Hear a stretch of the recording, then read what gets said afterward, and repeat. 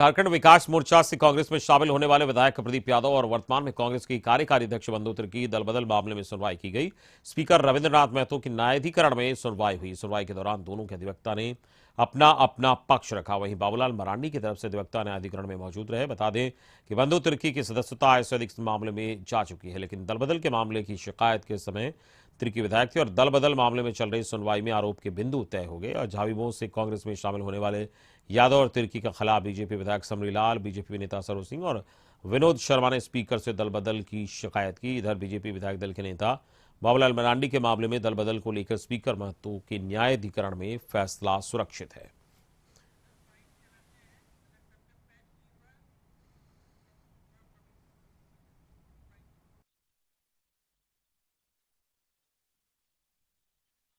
सभी लोगों ने कहा कि गवाही का हमको मौका दिया जाए और एक वादी सरोज सिंह जी ने अपनी गवाही दाखिल भी कर दी। वो आए, बोले नहीं मेरा गवाही को हम लिखवाएंगे, उसको आप लिखवा के दाखिल कीजिए, तो साइन वाइन करके फाइल कर दिए।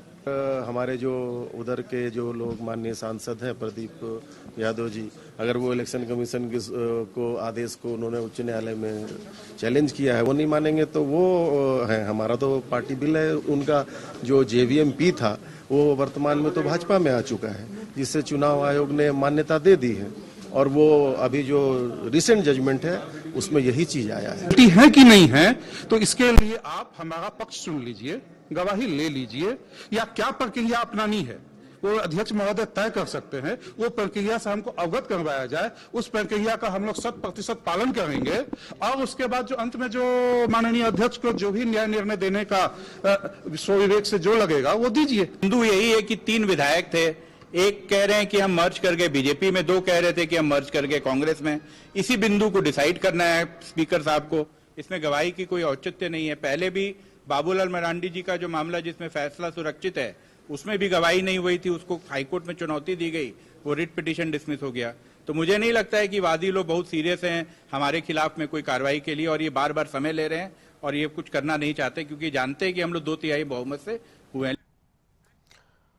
और इस वक्त हमारे साथ झारखंड न्यूज कोऑर्डिनेटर मनोज जुड़ गए। हम सीधे उनके पास चलेंगे। मनोज, जिस तरीके से ये आज सुनवाई हुई है और आपको बता दें कि प्रदीप यादव और वर्तमान में कांग्रेस के कार्यकारी अध्यक्ष बंधु तिर्की को दल बदल मामले में सुनवाई की गई है और दोनों ने अपना पक्ष रखा है, और क्या कुछ आज रहा वहां?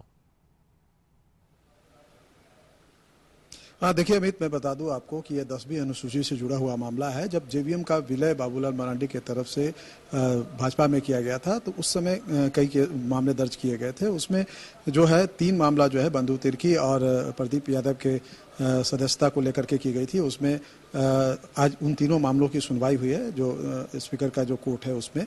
और इन तीनों मामलों में जो सुनवाई हुई है, तीनों प्रार्थी की तरफ से विनोद शर्मा, समरीलाल और सरोज सिंह, इन तीनों के तरफ से जो इन तीनों के अधिवक्ता थे, उन्होंने मांग की कि जो नियमा अनुसार जो सुनवाई होती है उसमें गवाहों का बयान भी दर्ज कराया जाता है। तो इस मामले में भी गवाहों का बयान दर्ज हो ताकि जो तथ्य हैं वो सामने आ सके कोर्ट के। वहीं दूसरी तरफ जो बंधु तिर्की और प्रदीप यादव के जो अधिवक्ता थे सुमित गरुदिया, उनका कहना यह था कि इसी से जुड़ा हुआ एक मामला था बाबूलाल मरांडी के सदस्यता को लेकर के। उस मामले की जब सुनवाई हुई थी तो उसमें सीधे सुनवाई हुई थी, उसमें किसी भी गवाह को सामने नहीं लाया गया था। तो ऐसे में इस मामले की भी सुनवाई जो है वो सीधे की जाए।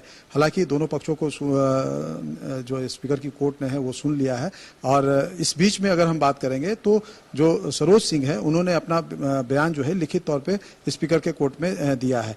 तो अब देखना ये होगा कि स्पीकर इन दोनों पक्षों को सुनने के बाद इधर जो वादी के 3 वकील जो हैं इन्होंने जो आर्गुमेंट किया है कि गवाहों को सुना जाए, और दूसरी तरफ जो बचाव पक्ष के तरफ से जो वकील हैं बंधु तिर्की और प्रदीप यादव की तरफ से, उनका जो कहना है कि सीधे इस मामले को लेकर के सुनवाई हो और कोर्ट फैसला दे। तो अब देखना ये होगा कि कोर्ट इसको लेकर के क्या करती है।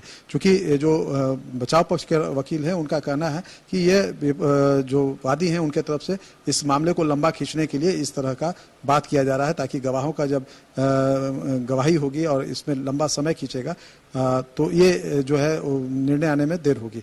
मैं बता दूं आपको कि इस मामले की जो सुनवाई हुई है वो 8 माह के बाद हुई है, और वो भी तब हुई है जब कोर्ट ने लोकायुक्त और सूचना आयुक्त जैसे संवैधानिक पदों पर नियुक्ति को लेकर के जिस मामले की सुनवाई कर रही थी, उसमें नेता प्रतिपक्ष के नहीं रहने की वजह से इन लोगों की नियुक्ति नहीं हुई थी, ऐसा कोर्ट में जानकारी दी गई राज्य सरकार की तरफ से। तब कोर्ट ने विधानसभा के सचिव को तलब किया था और उनसे इस बात को लेकर के कहा था कि इस मामले का जल्द निपटारा हो। उसके बाद ही जो है ये कोर्ट का जो डेट है वो सामने आया और आज सुनवाई हुई है। अब आगे देखना होगा कि अगली सुनवाई कब होती है और इसको लेकर के दोनों पक्षों को सुनने के बाद जो स्पीकर का कोर्ट है वो क्या कुछ इस पर निर्णय लेता है।